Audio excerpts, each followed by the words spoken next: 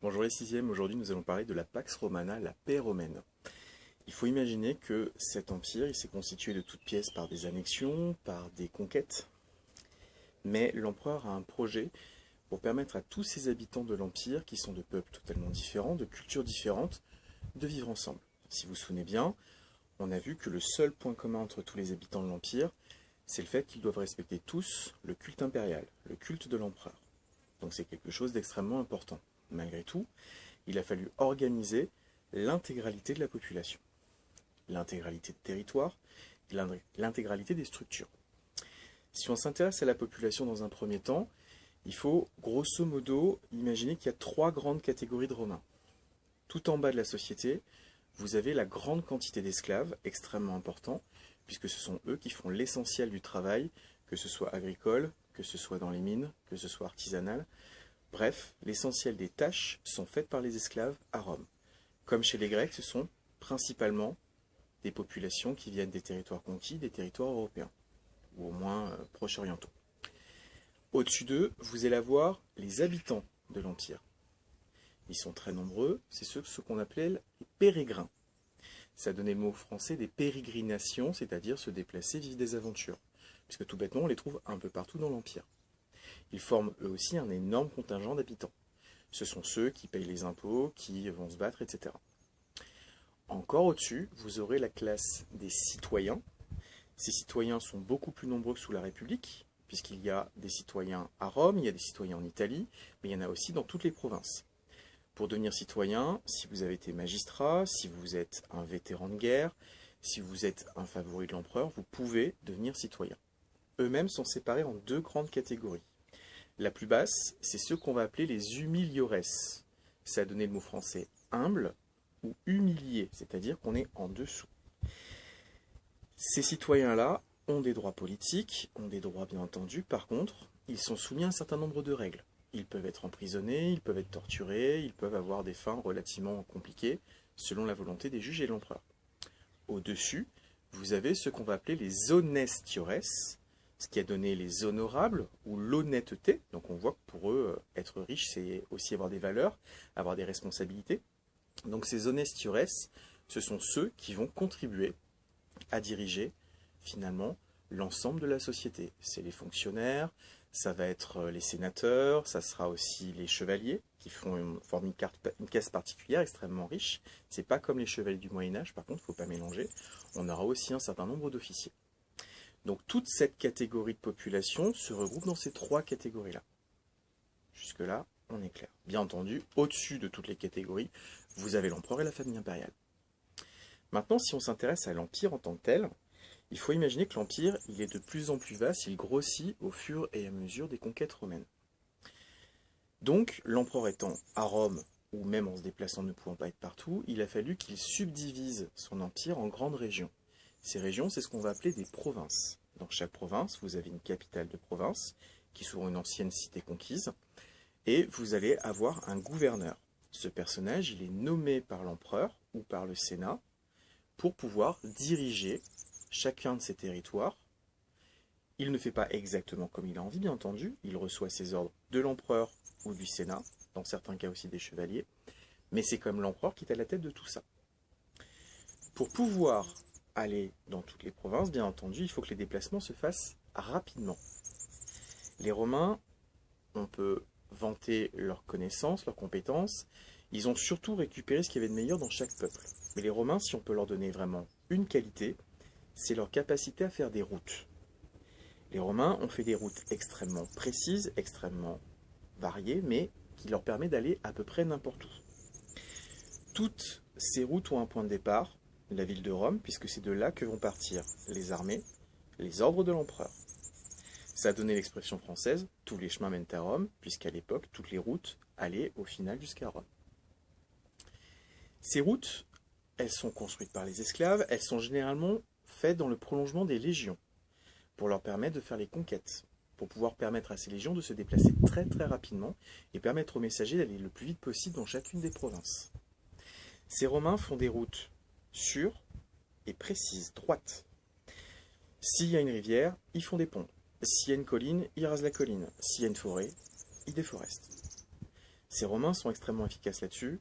On pourrait s'amuser en disant que si on les avait laissés faire, ils auraient construit des routes au fond des océans, s'ils en avaient eu besoin. Malgré tout, ça permet à beaucoup de gens de se déplacer dans l'ensemble de l'Empire, et notamment aux marchands, puisque les provinces peuvent être très lointaines. Entre les Gaulois et les Syriens, il y a tout un monde. Et ça veut donc dire que certains peuvent avoir des produits que l'autre n'ont pas, des difficultés que d'autres n'ont pas. C'est là qu'on a une deuxième force de l'Empire. L'empereur, il promet la paix aux Romains. En gros, c'est si vous pliez à ma volonté, si vous respectez mon culte, si vous payez vos impôts, je vous apporterai la richesse, la tranquillité, et vous aurez de quoi manger correctement, même des choses que vous n'auriez pas imaginées. En gros, il leur propose le bonheur. Cette idée, c'est de pousser les populations à accepter la domination romaine sans se révolter. Ça ne marche pas à 100%, mais globalement, ça se passe relativement bien. Ça va apporter la grandeur à l'Empire, puisque la population augmente, que les caisses de l'État se remplissent bien, grâce à tout ça, que la nourriture reste abondante. Malgré tout, l'empereur il n'est pas totalement inconscient. Ses légions se déplacent très vite, le cas échéant, et elles sont réparties un petit peu partout dans l'Empire pour surveiller qu'il n'y ait pas de problème. Les anciens soldats, les vétérans, vont même fréquemment fonder de nouvelles cités, peuplées par des soldats romains, qui petit à petit deviennent une certaine élite dans la province. L'exemple typique de Vienne est tout à fait parlant à ce niveau-là. Ces frontières de l'Empire, ces limites, elles vont être marquées de différentes façons. Les Romains, ils sont relativement pragmatiques. Dans un premier temps, ils vont se servir au maximum de tout ce qui est frontières naturelles. Des rivières, des fleuves, le cas du Rhin vis-à-vis de la Germanie, la barrière du Sahara au sud pour se séparer du reste de l'Afrique, les océans, bien entendu, les montagnes, tout ça, ça leur est utile. Mais dans certains cas, ils ne peuvent pas faire de frontières naturelles, parce qu'il y a une plaine ou parce qu'on est directement en contact avec les autres peuples. Dans ce cas-là, ils vont stationner des soldats et ils vont fonder ce qu'on appelle des limes, des fortifications. Ça sera soit des camps à proximité, pour grossir le trait, c'est un petit peu ce qu'on a dans Astérix avec les 4 rangs qui entourent le village gaulois, ou alors on va faire un mur. C'est le cas du mur d'Adrien qu'on aura en Écosse pour séparer l'Angleterre de l'Écosse. Alors ces murs, ils n'ont pas besoin d'être très hauts, c'est juste pour délimiter la frontière. Et on met des camps qui ont 2 portes. Une porte tout le temps ouverte pour faire passer le commerce quand tout va bien, et en cas de guerre, on fait juste passer les légions et on ferme le reste des portes. On doit donc assiéger ces forteresses si on veut envahir l'Empire, ce qui permet aux légions d'arriver le plus rapidement possible. Au-delà des frontières de l'Empire, vous avez d'autres royaumes qui sont clients ou alliés de Rome. Alors, des royaumes alliés, c'est relativement simple à comprendre, c'est juste qu'il y a des accords entre eux. Les royaumes clients, plus tard, c'est ce qu'on appellera des vassaux, c'est-à-dire qu'ils payent des tributs, des taxes, des impôts à Rome. Ils sont en partie protégés par Rome, mais ils ont des devoirs vis-à-vis de Rome, notamment de se battre en cas de problème. Tout ça, ça va permettre de faire des routes de commerce, d'enrichir encore l'Empire, de montrer que l'Empire est gigantesque. On continue les conquêtes petit à petit. Finalement, tout ce qui est au-delà de l'Empire, c'est ce qu'on va appeler les barbares. Mais petit à petit, ces barbares, quand ils sont assimilés, on leur donne la langue, on s'arrange pour qu'ils parlent latin et grec. Au final, ça veut donc dire que l'Empire, il grandit, il grandit, il grandit, et la population à l'intérieur, on essaie d'en faire quelque chose. Tous ceux qui vont exercer des fonctions de magistrats, qu'ils soient gaulois, qu'ils soient égyptiens, vont obtenir ainsi le statut de citoyen. Ce qui fait que petit à petit, il y aura de plus en plus de citoyens dans tout l'Empire. On peut devenir donc citoyen en devenant magistrat, on peut devenir citoyen en étant soldat, on peut devenir citoyen parce qu'on était déjà quelqu'un d'important au sein de sa communauté, ou tout bêtement parce que l'empereur décide de vous privilégier et de vous accorder ce statut-là. Même parmi les citoyens, il y a un peuple qui est au-dessus de tous les autres, ce sont bien sûr les Italiens. Je vous rappelle que depuis la République, eux, ils ont ce petit privilège de ne payer aucun impôt. Mais malgré tout, le nombre de citoyens augmente à mesure que l'Empire est stable, l'Empire s'enrichit. Ce qui fait que, vers 212, on a plus de citoyens que de pérégrins, que de simples habitants. Et l'empereur de ce moment-là, Caracalla, va même carrément prendre la décision de donner la citoyenneté à tous ceux qui ne l'avaient pas encore. L'Empire est tellement riche, il peut se permettre de faire ça.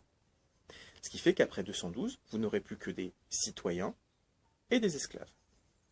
Bien entendu, il peut arriver qu'on passe d'un statut de l'un à l'autre. Un esclave peut être affranchi, ou un humilioré, je vous l'ai dit tout à l'heure, peut être condamné à l'esclavage.